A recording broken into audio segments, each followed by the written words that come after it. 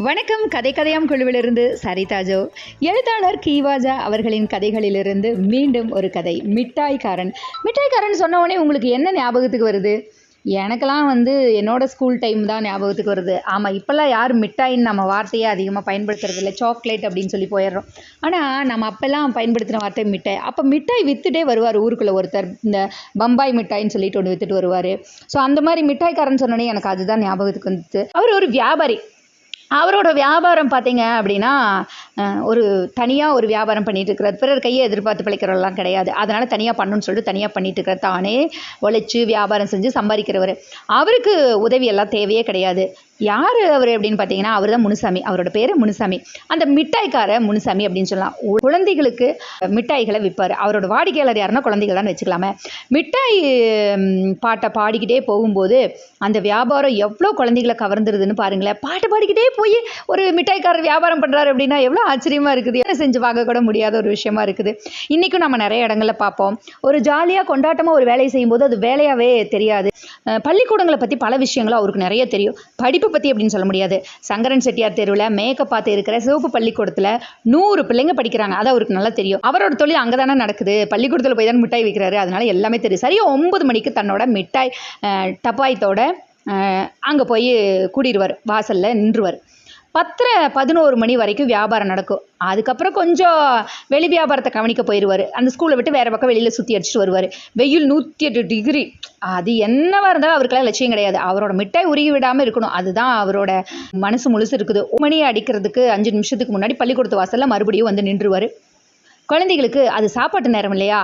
1 மணிலேருந்து 2 மணி வரைக்கும் அவரோட வியாபாரம் ரொம்ப ஜரூராக நடக்கும். 2:30 மணிக்கு மறுபடியும் வெளியில் நகர்வலம் போயிடுவார். ஆமாம், குழந்தைங்களை அந்த டைமில் விட மாட்டாங்க இல்லையா? ஸோ பிரேக்கில் தான் விடுவாங்க. ஸோ அதுக்காக வெளியில் போயிடுவார். திருவா சுற்றி கடைசியில் மறுபடியும் 4 மணிக்கு பள்ளிக்கூட வாசலில் வந்து ஆஜராயிடுவார். 4:30 மணி அடிச்சதுமே பள்ளிக்கூட சரியிலேருந்து குழந்தைங்க வேகமாக வெளியில் வருவாங்க. ஒரு வார்த்தையை நம்ம கவனிச்சோமா அப்படின்னு தெரியல. ஒரு கதையும் படிக்கும்போது ஒரு எழுத்தாளருடைய மனநிலை அந்த இடத்துல வெளிப்படுன்னு சொல்லலாம். அந்த வகையில் இவர் என்ன பண்ணியிருக்கிறாரு? பள்ளிக்கூட சிறையிலிருந்து அப்படின்னு எழுதிக்கிறாரு. அப்போ பள்ளிக்கூடம் அப்படிங்கிறது அந்த காலத்துலேருந்து இந்த காலம் வரைக்கும் குழந்தைகளுக்கு சிறையாக தான் இருக்கு. போகிற போக்கில் வாயில் அடைக்கிற ஒரு வெங்காய மிட்டாயோ ஒரு தேங்காய் மிட்டாயோ வாங்கிட்டு போவாங்க. முனுசாமி ஒரு நாள் முழுசும் பள்ளிக்கூடத்தில் வியாபாரம் செய்கிறது உண்டு. ஒவ்வொரு வேலையும் ஒவ்வொரு பள்ளிக்கூடமாக முறை வச்சு போவார். எப்படியோ சாயங்காலத்துக்குள்ளே அவருக்கு நல்ல வருமானம் கிடைச்சிடும். அதை வீட்டுக்கு எடுத்துகிட்டு போவார். முனுசாமிக்கு இந்த வியாபாரம் நிரந்தரமாக நடந்துட்டு வந்துச்சு. குழந்தைங்களுக்கு லீவு வந்தால் மட்டும்தான் அவரோட வியாபாரம் ரொம்ப டல் அடிச்சு போயிடும். ரொம்ப கஷ்டப்படுவார். காசுக்கு வயிற்றுக்கு லீவ் விட முடியுமா? முடியாது. ஆனால் என்ன பண்ணுறது? இந்த குழந்தைங்க இல்லாத காலகட்டத்தில் அவருக்கு ரொம்ப கஷ்டமாக இருக்கும். பிச்சை சோத்தில் சனி புகுந்த மாதிரி இந்த வியாபாரத்தில் போட்டி வேற வந்துடும். முனுசாமி மிட்டாய் மாத்திரம் வியாபாரம் செய்கிறதுல பழைய லாபத்தை எடுக்க முடியறதில்ல. புதிய சரக்குகளை அவர் விற்க தொடங்கினார். கடலை உருண்டை, எள்ளு உருண்டை, மாங்காய் கீரை, இதெல்லாம் அவர் அங்கங்கே புதுசாக வாங்கிட்டு வந்து அறிமுகப்படுத்திட்டே இருப்பார் குழந்தைங்களுக்கு. ஞாயிற்றுக்கிழமை தான் தன்னோட வீட்டில் ஒரு வாரத்துக்கு வேண்டிய மிட்டாய்களை செய்வார். அவர் தான் செய்வார். அவரோட மனைவி உதவியாக இருப்பாங்க.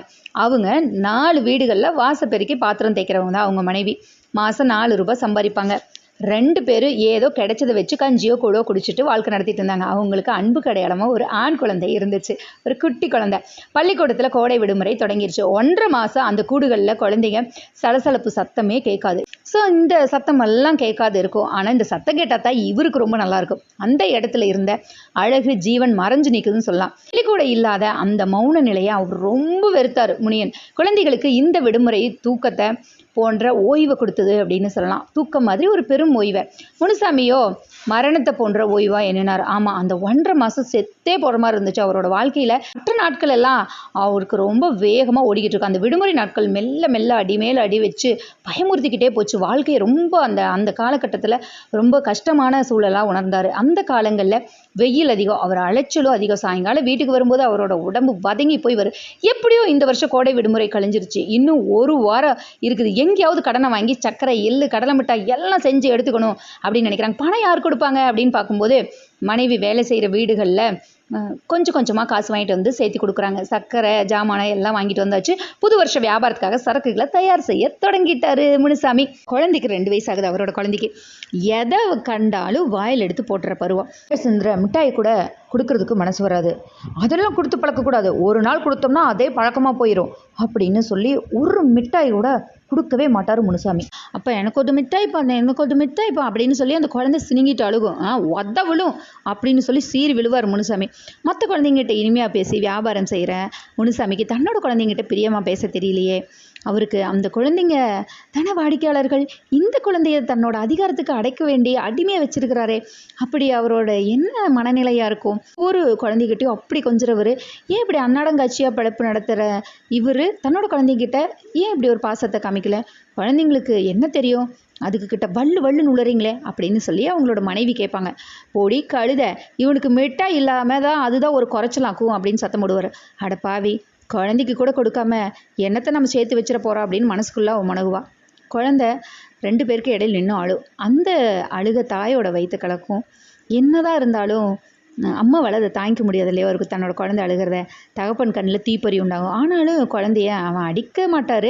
எவ்வளவு தூரம் முரண்டா பேசினாலும் கூட குழந்தை மேலே பாசம் இருக்குது, இருந்தாலும் மிட்டாய் கொடுக்க மாட்டார். அன்றைக்கி பள்ளிக்கூடம் திறக்கிறனால முனுசாமி காலையில் சீக்கிரமே எழுந்திரிச்சு புது வருஷ பிறப்பு போல் அன்னைக்கு அவருக்கு ரொம்ப சந்தோஷமாக இருந்தது. ஏன்னா மீண்டும் ஒரு பெரிய வருமானம் வர்றதுக்கான, சாப்பாட்டுக்கு தான் வேற என்ன வர்றதுக்கான ஒரு விஷயம் அப்படின்னு சொல்லிட்டு மிட்டாய் தட்டெல்லாம் எடுத்து அழகழகாக மிட்டாயெல்லாம் அடுக்கி வச்சு, சாமி கடவுளே இன்றைக்கி தான் ஆரம்பம், நல்லா விற்கணும் அப்படின்னு சொல்லி திருநீரை அள்ளி போட்டுக்கிட்டு குங்குமம் பொட்டெல்லாம் வச்சுட்டு எடுத்துகிட்டு போகலாம் அப்படின்னு நினச்சிட்டு இருக்கிறாரு. கொஞ்சம் கஞ்சியை குடிச்சிட்டு கையை விட்டு தளாவிட்டு இருந்த அந்த நேரத்தில் குழந்தை மிட்டாய் தட்டுக்கிட்ட போகுது. அதுலேருந்து ஒரு மிட்டாய் எடுத்து வாயில் போட்டு முனுசாமிக்கு வந்ததே கோவம். அட பாவி மவனே அப்படின்னு சொல்லிட்டு ஓய்ங்க ஒரு அடி வைக்கிறாரு. கன்னத்தில் ஓய்ங்க ஒரு அரை வேற வைக்கிறாரு. தட்டை எடுத்துகிட்டு புறப்படுறாரு. குழந்தை அங்கேயே சுருண்டு விழுந்து கத்திட்டு அழுகுது. வாயில் பாதியும் கையில் பாதியுமே இருந்த மிட்டாய் அவர் அரைஞ்ச அறையில் அங்கே போய் தொப்புன்னு விழுந்துருது. உயிர் துடிக்க அது கத்திக்கிட்டு இருக்குது. அம்மா ஓடி வந்து எடுக்கிறாங்க. குழந்தைய வாரி அணைச்சிக்கிறா. ஐயோ படுபாவி, குழந்தைய கொன்னுட்டானே அப்படின்னு சொல்லிட்டு அழுகுறாங்க. என் கண்ணே, என் சாமி, என் பொண்ணு அப்படின்னு சொல்லி வாயிலையும் வயிற்றுலையும் அடிச்சுக்கிட்டு அழுகுறாங்க. என்ன பண்ணுறது, இப்படி அடிச்சு போட்டாரா தங்கமே மயிலே அப்படின்னு சொல்லிட்டு அந்த அடித்த இடத்துல நீவி விடுறாங்க. தான் முதலியார் அம்மா வீட்டுக்கு போனப்ப அந்த அம்மா சொன்னாங்க, ராசா கணக்காக இருக்கிறவன் பைய கண்ணு பற்ற போகுது, நல்லா பார்த்துக்கோன்னு சொன்னாங்க. ஐயோ கண்ணு பற்றுச்சோ, அட ராசா உனக்கு இப்படி ஆகி போச்சே, உங்கள் அப்பனுக்கு தான் அறிவு இருக்குதோ இல்லையோ அப்படின்னு ஓன்னு அழுக ஆரம்பிக்கிறான். முனுசாமி ரொம்ப வேகமாக போயிட்டு இருந்தார். இன்னைக்கு காலையில் அபசகுணம் மாதிரி இந்த பாவி மக இதில் கை வச்சுட்டானே, தரித்திர கை பட்டுருச்சே, இன்னைக்கு வியாபாரம் ஆகுமோ ஆகாதோ அப்படின்னு சொல்லிட்டே சிந்திச்சுட்டே போகிறான். அடுத்தபடி என்ன இருந்தாலும் குழந்தைய அப்படி நம்ம அடிச்சிடக்கூடாதோ பாவமே அப்படின்னு சொல்லி 2 மனநிலை. என்னவா இருந்தாலும் நம்ம பண்ணிடக்கூடாது, இல்லை பண்ணது கரெக்டு தான், இப்படியே குழந்தைக்கு இடம் கொடுத்தோம்னா அவன் என்ன மகாராஜா வீட்டு பிள்ளையா அப்படின்னு ஒரு பக்கம் தோணினாலும் இன்னொரு பக்கம் அவனை அடிச்சிருக்கக்கூடாது. 1000 குழந்தைக்கு அன்பு காமிக்கிறோமே, ஆனால் நம்ம குழந்தைய அப்படியே அடிச்சிட்டோமே அப்படின்னு மனசுக்குள்ளே ஓட்டமாக ஓடிக்கிட்டு இருக்குது. அந்த எண்ண ஓட்டத்தை கண்ட்ரோல் பண்ணவே முடியல. அப்போது அந்த சந்து வழியாக நடந்து போயிட்டு இருக்கும்போது எதிரில் திடீர்னு ஒரு மோட்டார் வேகமாக வந்து சட்டுன்னு ஒரு ஓரமாக ஒதுங்குற நேரத்தில் பெரிய கல் தடிக்கி விட்டு படீர்னு கீழே விழுறாது. ஒரு தலையில் இருக்கிற மிட்டாயெல்லாம் பக்கத்தில் இருக்கிற சாக்கடையில் விழுந்துருச்சு. முண்டாசு ஒரு பக்கம், மணி ஒரு பக்கம் குப்புற விழுந்து முனுசாமி எழுந்திருக்கிறாரு. கார்காரனை வாயில் வந்தபடி திட்டுறாரு. முண்டாசி மணியை எடுத்துக்கிறாரு. மிட்டாய் தட்டை பார்க்குறாரு. மிட்டாய் அவ்வளவும் சாக்கடையில் விழுந்து கிடக்குது. தட்டை மாத்திரம் எடுத்துக்கிறாரு. எந்த கல் தன்னை தடுக்கி விட்டதோ அந்த கல் மேலே உட்கார்றாரு.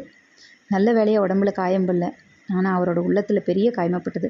தன்னோட குழந்தைக்கு ஒரு துணுக்கு கூட கொடுக்காம காப்பாற்றின மிட்டாய்கள் எல்லாம் இப்போது சாக்கடையில் கிடந்துச்சு. அவரோட ஒரு துணுக்கு கூட பிரயோஜனப்படலையே. பேயறிஞ்ச மாதிரி உட்காந்துட்ருக்கிறாரு. குழந்தைய அப்படி அடிச்சிட்டோமே அப்படின்னு சொல்லி நினைக்கிறாரு. இங்கே கடவுள் அவனை வீழ்த்திட்டாரு அப்படின்னு மனசுக்குள்ளே அவரே நினச்சிக்கிறாரு. அவர் பாதுகாத்து வந்த அந்த மிட்டாய் முழுது சாக்கடைக்கு உணவாச்சு. அவர் முழு மிருகமாக மாறி இருந்ததுனால படுபாவி தொட்டானே இப்படி ஆயிடுச்சே அப்படின்னு தான் எண்ணியிருப்பார். அவர்கிட்டையும் மனிதத்தன்மை இருக்குது இல்லையா. பச்சாதாபம் உள்ளத்தில் ஒரு மூலையில் பதுங்கி கிடந்துச்சு. தந்தைக்குரிய அன்பு எங்கோ இடம் தெரியாமல் அழுக்கேறிட்டு இருந்துச்சு. அந்த சாக்கடை தீர்த்த கரையில் அப்படியே தன்னோட உள்ளத்தையே பார்க்குறாரு. ரொம்ப கஷ்டமாக இருக்குது. ஐயோ நான் எவ்வளோ பெரிய பாவி, அந்த இளங்குழந்தைய அரைஞ்சிட்டு வந்தனே, நான் கொண்டு வந்த மிட்டாய் அவ்வளவும் இந்த சாக்கடையில் விழுந்துருச்சு, இப்போது யாருக்கு என்ன பிரயோஜனம், கொடுத்துருந்தாலாவது உபயோகப்பட்டிருக்குமே அப்படின்னு சொல்லி அழுக ஆரம்பிக்கிறாரு. சாமி கும்பிட்டு திண்ணீர் இட்டானே, அந்த குழந்தைய தெய்வத்துக்கு சமம் அல்லவா, இப்படி போய் அடிச்சிட்டனே அப்படின்னு சொல்லி முதல்ல குழந்தைக்கு என்னாச்சுன்னு பார்க்கணுன்னு சொல்லி வேகமாக போகிறாரு.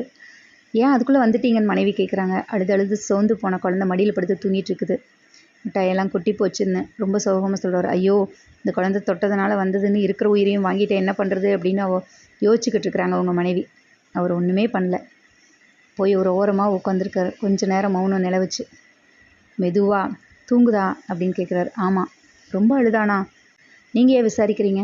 அடி பலமாக பட்டுருச்சா? பலமாக இருந்தா என்ன, இல்லாட்டி போனால் என்ன? காயங்கேயும் பட்டுருச்சா, கேள்வி மேலே கேள்வி வந்துக்கிட்டே இருந்துச்சு. சி, நீயும் ஒரு மனுஷனா, பேச வந்துட்டேன், குழந்தைய ஒரே அடியாக அடித்து கொண்டலாம் நினச்சிட்டியா அப்படின்னு சொல்லி 2 பேர்த்துக்கும் பயங்கர வாக்குவாதம் நடக்குது. கோவத்தில் அவங்களும் பேசுகிறாங்க, இவங்களும் பேசுகிறாங்க. கடைசியில் குழந்தைய போய் வாரி அணைச்சிக்கிறாரு மனைவி கிட்ட மன்னிப்பு கேட்டுட்டு.